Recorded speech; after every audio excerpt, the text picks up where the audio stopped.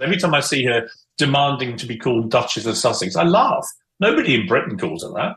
Meghan Markle. She got lucky, met her prince, dragged him out of the bosom of his family, dragged him away from the monarchy, which bestowed those titles on them, and has now ruthlessly, with him, exploited those titles for massive personal gain. And I think it's disgusting and hypocritical. They shouldn't be allowed to do it. I hope that King Charles, who obviously is massively distracted by his illness, but I hope that King Charles at some stage just has that conversation and says, you can't keep the titles, I'm sorry, but you can't keep demeaning the status of being a member of the royal family and attacking the family and the monarchy and retain your titles. You can just be Harry and Meghan. And see how you get on, by the way, when you're no longer royals, because the answer is not very far. Every time I see that clip of Piers Morgan sitting across from Megyn Kelly, spewing the same tired lines about Meghan Markle, I can't help but notice one thing he hasn't evolved, but Meghan has. He said, every time I see her demanding to be called Duchess of Sussex, I laugh. Nobody in Britain calls her that. She got lucky, met her prince, dragged him out of his family, and now exploits those titles for personal gain. Let's stop right there, because everything about that statement is wrong, biased, and deeply revealing about him, not Meghan. First, Meghan Markle has never publicly demanded to be called Duchess of Sussex. That's a myth created by commentators who project entitlement onto her because it fits their narrative. The woman barely even uses the title. If you look at her appearances, speeches, podcast projects, and interviews, she introduces herself simply as Meghan. Even in professional and philanthropic settings, she signs off as Meghan Markle, not Duchess of Sussex. She's never clung to the title. It's the press and critics, like Piers Morgan, who can't stop bringing it up. They need that title to criticize her. So, who's really obsessed with the royal labels here, Meghan or Piers? He also claims nobody in Britain calls her that. That's not an argument, that's an opinion. Whether people use her title or not doesn't erase the fact that she was officially given it upon marriage. It's a historical record, not a PR stunt. But Morgan's problem isn't the title. It's that Meghan refuses to behave the way he thinks a duchess should. He expects her to be silent, deferential, and grateful for royal crumbs, but instead she chose to walk away, protect her peace, and create her own empire. That, to him, is unforgivable. Then he says, she got lucky, met her prince, dragged him out of the bosom of his family. That phrase, dragged him out, exposes exactly how he sees women in power: manipulative, destructive, dangerous when they have influence. But let's be honest, Harry is a grown man, a decorated veteran, and someone who has repeatedly said he made his own choice. He saw the toxicity of the royal institution and British press up close, and he left. Meghan didn't drag him, she walked beside him. Together they built a life based on mutual respect and freedom, something Morgan clearly can't comprehend. And when Piers accuses Meghan and Harry of exploiting their titles for massive personal gain, that's just more hypocrisy. The entire British monarchy is built on inherited privilege and monetized fame. They literally trademark their titles, faces and coats of arms for billions in tourism and branding. But when Meghan, a biracial American woman, uses her platform to fund philanthropy and creative work, suddenly it's exploitation. The double standard couldn't be clearer. Morgan's entire argument collapses when you look at the facts. Meghan's career didn't begin with Harry, and it definitely hasn't ended without royal duties. Before she met him, she was a working actress with over a decade in Hollywood. She studied international relations, worked with the UN, and was already advocating for women's rights. She wasn't lucky, she was qualified. Let's talk about what she's done since leaving the royal fold, since Piers claims they won't get very far without titles. In the years since stepping down, Meghan and Harry founded Archewell, a media and philanthropic organisation that focuses on compassion in action. Through Archewell Productions, they produced documentaries and series that highlight real people, mental health and resilience. Their Netflix docuseries became one of the platform's most watched debuts, shattering viewership records. Love them or not, people are watching. That's impact. Then there's Live to Lead, another Netflix project executive produced by Meghan and Harry, spotlighting global change-makers from Greta Thunberg to Jacinda Ardern. That's not personal gain, that's giving a platform to others. Meghan also launched her Archetypes podcast, which opened conversations about the labels women face.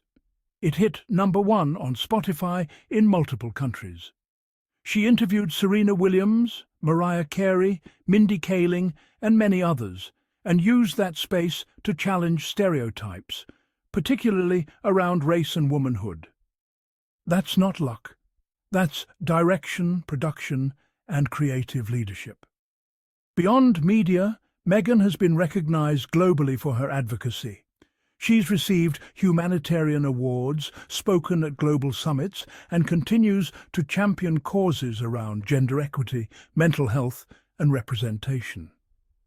Even her recent business moves, from relaunching her lifestyle brand to investing in women-led startups, show she's diversifying her influence. She's building generational stability, not just headlines. Meanwhile, Piers Morgan is still on talk shows yelling about her. Think about that. Meghan evolves, he rants. He claims she and Harry demean the status of being a royal. But what he's really upset about is that they exposed the cracks in a system built on silence, control and optics. They didn't demean royalty, they humanized it. When Harry spoke openly about therapy, when Meghan discussed suicidal thoughts in the Oprah interview, they broke taboos the palace refused to touch. That honesty scared people like Morgan because it challenged the fantasy of the perfect monarchy. Piers says, you can't keep attacking the family and retain your titles. But what he calls attacks are actually accountability. If questioning racism, neglect, and institutional cruelty makes someone disloyal, then maybe loyalty has been defined all wrong. The monarchy's power shouldn't come from silence. It should come from transparency and evolution, and Meghan and Harry have forced that conversation forward. Morgan also says he hopes King Charles strips them of their titles one day. Here's the irony, Meghan doesn't even use hers. Removing a title she barely acknowledges wouldn't take away her reach, her brand, or her voice. Because Meghan's influence doesn't come from a palace, it comes from authenticity. She's not selling crowns, she's selling courage. Let's go even deeper. Morgan predicts they won't get far without royal ties. Yet, since stepping away, the Sussexes have signed multi-million-dollar deals, bought their own home, raised 2 children privately, and continued their humanitarian work, all without taxpayer money. That's farther than most royal ex-members ever get. Meghan's message to women worldwide is simple. You don't have to wait for an institution to validate you. Build your own table. She's done that repeatedly, from advocating for gender equality as a teenager, to rebuilding her career after the tabloids tried to destroy it. She's living proof that you can walk away from a toxic system and still succeed. Now let's turn Morgan's logic around. He says Meghan's success is disgusting because it leverages fame. But he himself makes a living criticizing Meghan daily, sometimes multiple times a week. He's built his relevance on her name. Without her, how much airtime would he have left? If exploitation is the issue, maybe he should start by looking in the mirror. And let's not forget the history here. Morgan's vendetta began when Meghan allegedly ghosted him after meeting Harry, something he's admitted publicly, framing it as betrayal. That personal rejection has fueled years of professional bitterness. So when he criticizes Meghan, it's not journalism, it's revenge wrapped in commentary. The reason people keep calling out Morgan's obsession is simple. His criticism doesn't evolve, no matter what Meghan does. If she's silent, he says she's calculating. If she speaks, he says she's attention-seeking. If she works, he calls it exploitation. If she rests, he calls it laziness. There's no winning with a man determined to misunderstand her.